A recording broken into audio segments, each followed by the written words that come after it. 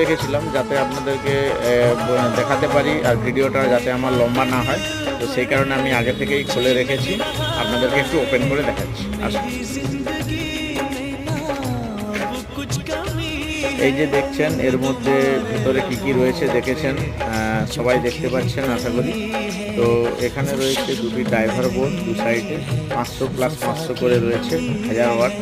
তো এর মধ্যে রয়েছে আপনার টোটাল 12টি মসফেট। এদিকে লেফট সাইডে 12 পিস, রাইট সাইডে 12 পিস মানে আপনি হিসাব করে চলতে পারেন 100 ওয়াট করে ধরুন। ধরলে এদিকে আপনি মনে করছেন 600, এদিকে +600, মানে 600+600 মতো বোর্ড রয়েছে, কিন্তু এর মধ্যে কোয়ালিটিটা রয়েছে। আপনি এতে ম্যাক্সিমাম আপনি 12 পিস এক সাইডে ইউনিট ইউজ করতে পারেন, 50-এর ইউনিট, আর এক সাইডে 12 পিস, মানে মিনিমাম আপনি 24 পিস যদি হরেন ইউজ করেন